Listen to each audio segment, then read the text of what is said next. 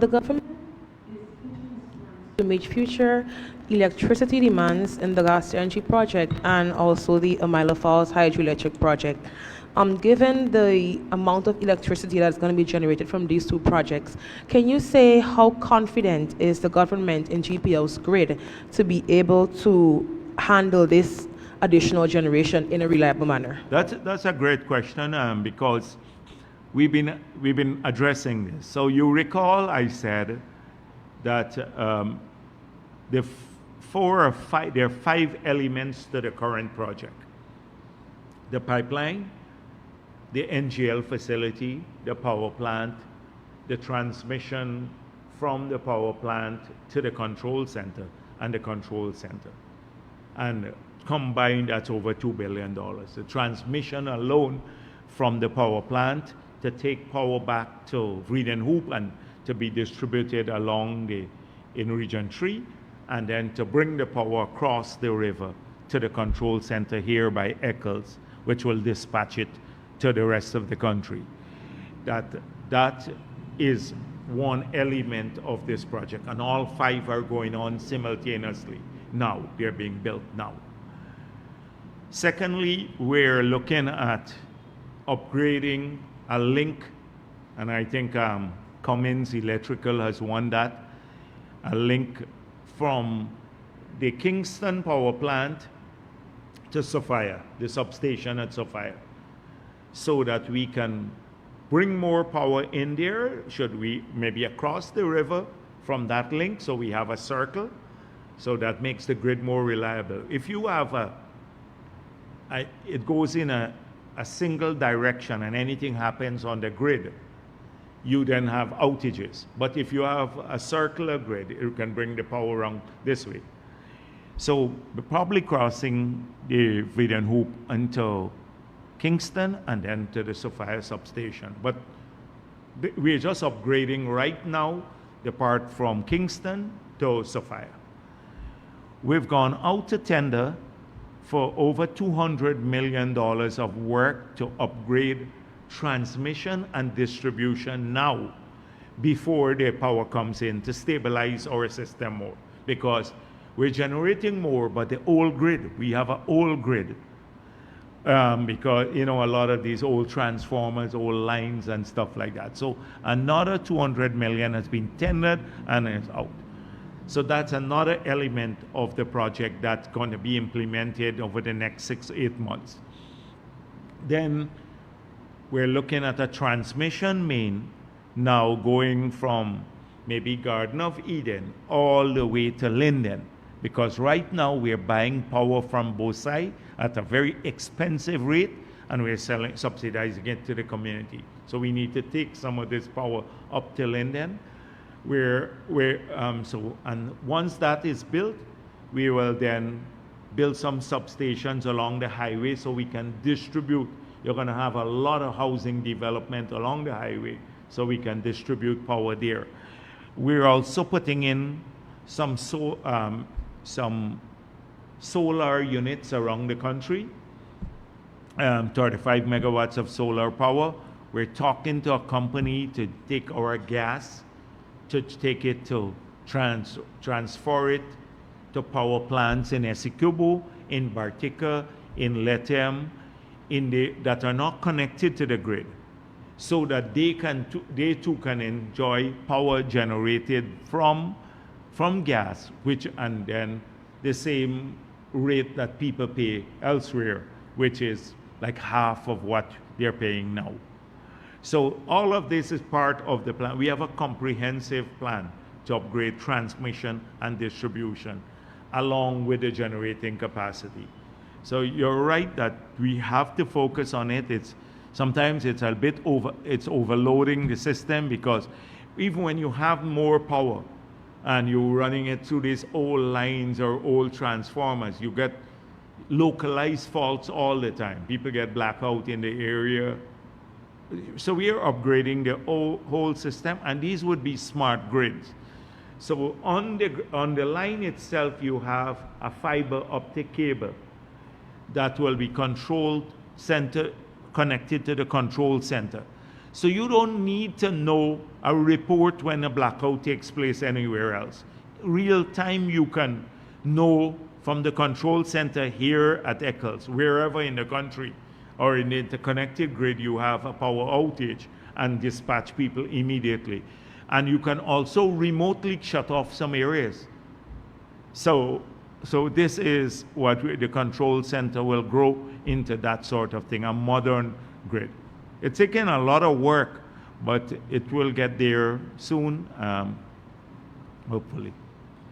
Thank you, sir. And permit me one quick follow-up to one of my previous questions. The meters. Can you say when government is looking to go out to tender to acquire these? To what? The meters. Can you say when government is looking to go out to meters? Tender? To when you have your own system to monitor the production? Oh, no, but it's not just meters. It's a comprehensive system. Right now, we calibrate the meters. Bureau of Standard calibrates the meter. That's part of the license. They have to submit the meters to us to be calibrated, and then they monitor the reading on the meters. So if we calibrate the meters, the existing meters, that means we're verifying that the meters can't be tampered with and everything else, and then they are doing the readings from the meters, and we have people from Bureau of Standard on the FPSOs themselves. So it's not just one thing, right?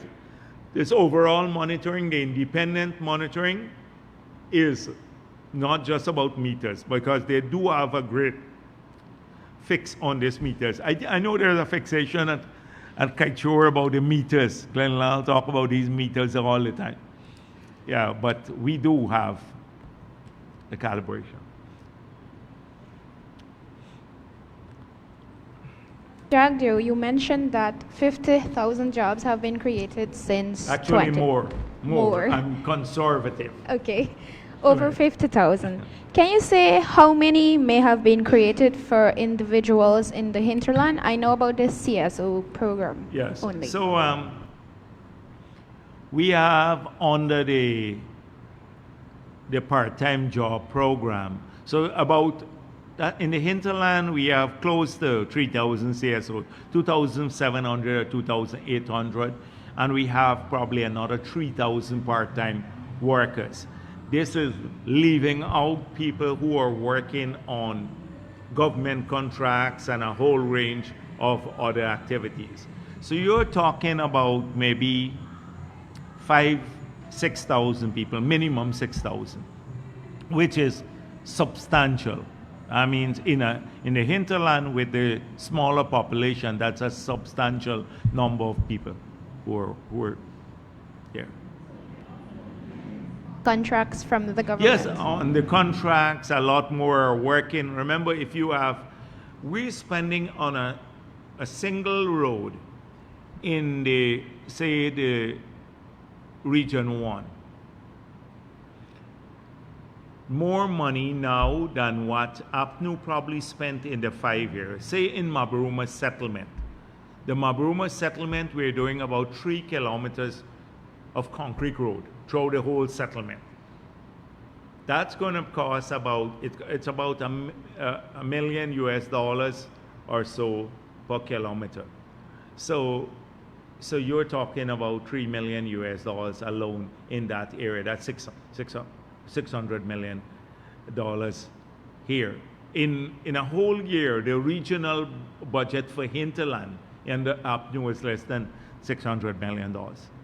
So I'm not just talking about Mabruma settlement. Then we're building, for example, a road going in to Wauna, past Hosoror, going in there. We're a concrete road. We've started from Moruca going up to Quibana. These are the big roads that we're doing. Then the internal roads, a lot. That's only in Region 1. If you go to Region 9, you would see the similar thing, but we've also started building concrete and asphaltic roads in the big villages themselves. So a lot of work is being done, and local people are working. So these are on government contracts. But because of the heightened level of economic activity, Region 1 was practically all of when I went there to campaign, I went to Mabruma, then to Port Kaichuma. And people, everybody was complaining that APNU had put in place the collection of taxes. And now, we were not collecting taxes in those areas from imports that came from Venezuela and Brazil, well, in Region 9 too, from Brazil, because of the high cost of living and the border area. We said, if you don't bring the goods past the Pomeroon or Kurupukari, then we allow that kind of status. The GRA would not really go after you. It's not in our law, but I shouldn't be saying this, but I think next Kaicho News will go after it, but it was a policy decision. Kaicho News will go after that. Jagdeo justifies illegality. But the people in those regions benefited. Soon as they got into office, they put up customs outposts, everything started. The water came in from the area, they got to pay $500 a case. The soft drink came in, they had to pay for that, everything. Pushed up not just cost of living, but also killed economic activities. We removed that back when we got into office. We said no. And we've seen a flourishing once again of business-related activities. So that means more jobs for people in these areas. So this sort of, they don't talk about those kinds of things, but those were devastating to people who live in the hinterland. For example, putting the VAT on airline ticket and freight into the hinterland. You imagine you're flying into the hinterland, you got to pay a VAT on your ticket, and then if you're posting goods into the hinterland, you have to pay VAT on the freight for the airline. People don't remember these things. And therefore, they get away with, oh, I love you again. All right. Thank you very much.